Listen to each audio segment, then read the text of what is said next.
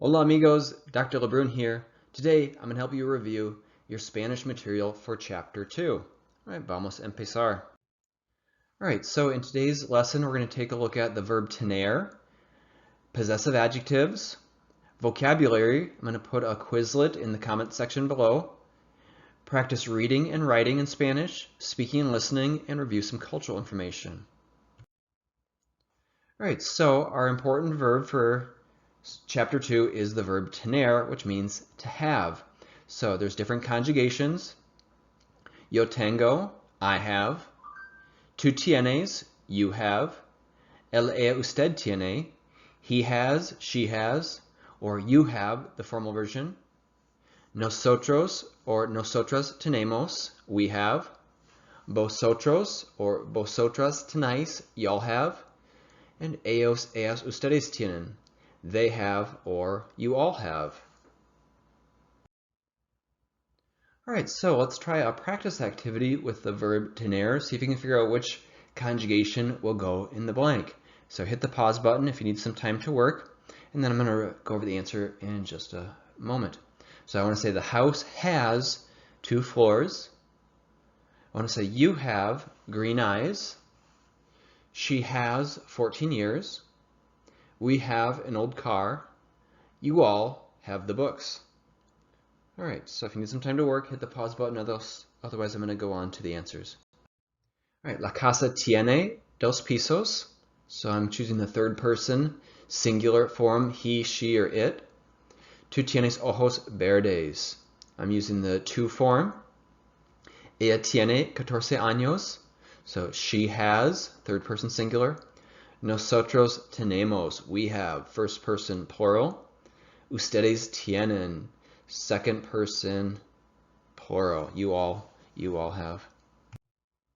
All right, up next, let's take a look at some possessive adjectives. Possessive adjectives show who has ownership over an item. So there's 2 ways to say my in Spanish. It can be singular or plural. Mi or mis, mi mascota, my pet. Or mis hermanos, my siblings. Notice it's plural. Same concept for your. There's a singular and a plural version, tu and tus. Your sister, tu hermana, tus padres, your parents. Notice that is plural. All right, a little bit more information here. Let's talk about su and sus. Su and sus have 5 different meanings. So let's take a look here. It can mean his, her, your, if I'm being polite and using the usted version, talking to one person. Their, talking about some people having something. And also your, with the ustedes form, I'm saying it's your book and I'm talking to a group of people, maybe the class. So if I have su casa, that can mean 5 different things. Could mean his house, her house, your house, if I'm using the usted version, their house, or your house if I'm using the ustedes version. Same thing for sus gatos. Can be his cats, her cats, your cats, their cats, your cats, talking to a group of people. All right, let's take a look at our. Our has 4 different forms. It's building off of Chapter 1, talking about adjectives and nouns. We said that adjectives must match the nouns they describe in number and gender. And so there's 4 endings, a masculine, a feminine, a singular, and a plural. So nuestro carro, our car. So carro is masculine, and nuestro needs to match that. Nuestra casa, our house. Nuestros primos, our cousins. Nuestras primas, our cousins, and they are all female. All right, so let's give this a try. So see if you can figure out how would I say these items in Spanish. Pause the video if you need time to work, and I'm going to go over the answer in just a moment. All right, we're back. Hopefully I had a chance to give those a try. My cats goes to mis gatos. Our pets, nuestras mascotas. Their dog, su perro. Your car, tu carro. Or it could be su carro if you're being polite using the usted version. And looks like I put an extra R in carro. So as you learn a language, making mistakes are part of the learning process. Hopefully you don't make too many. and you learn from them when you make them, but even I make mistakes when I'm putting these presentations together, so it should be C-A-R-R-O. Her chairs, sus sillas.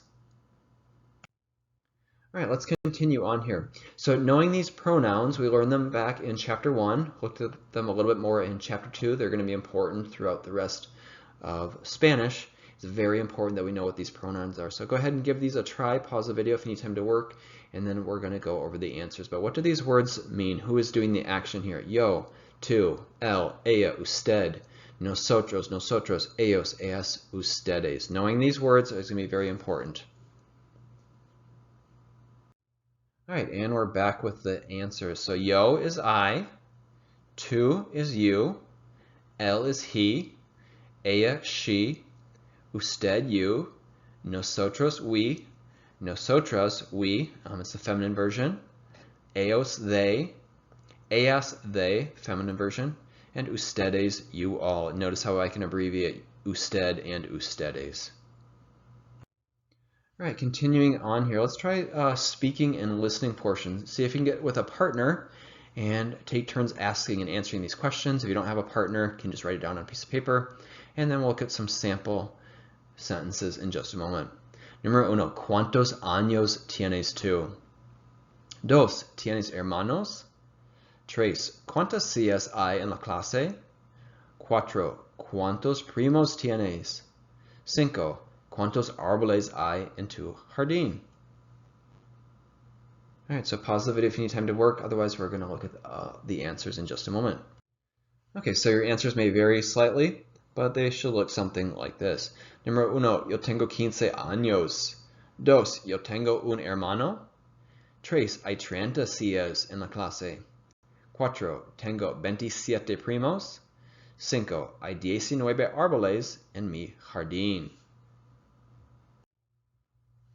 All right, let's take a look at some cultural information here. Just see if you can translate these sentences, and then we'll take a look at the answers, and that will give us an opportunity for discussion as well. We've got un colegio es una escuela secundaria. Unas escuelas no son mixtas. Muchachos van a una escuela. Muchachas asisten a otra escuela. All right, so pause the video if you need time to work. We're going to look at the answers and explain. All right, un colegio is a high school. So this word is kind of tricky. It looks like college, but colegio is a word that means high school and is often confused for students learning Spanish. All right, some schools are not mixed genders. So typically in the US, most schools that we're familiar with, there could be some exceptions, but they're for boys and girls. But that's not necessarily the case in the Spanish-speaking world. Some private schools especially might just be for one gender. So boys go to one school and girls attend another. So that could be a cultural information that you may not be familiar with. That is important that we are familiar with as we talk about schools in the Spanish-speaking world. All right, that's all the information I've got for you in Chapter 2 review. We talked about tener and possessive adjectives with some practice activities. Back for Chapter 1, we talked about ser, articles, nouns, and adjectives. And in the preliminary section, we talked about some greetings and basic information in numbers. Up next, we're going to take a look at AR verbs in the present tense in Chapter 3 review. And then Chapter 4 is going to be ER and IR verbs in the present tense to help you get ready for your big semester test in Spanish. All right, gracias por mirar. Thanks for watching. Go ahead and click that subscribe button. It's going to give you free access to all of my Spanish test prep videos. I'm Dr. L. Hasta pronto y buena suerte en tu examen de español.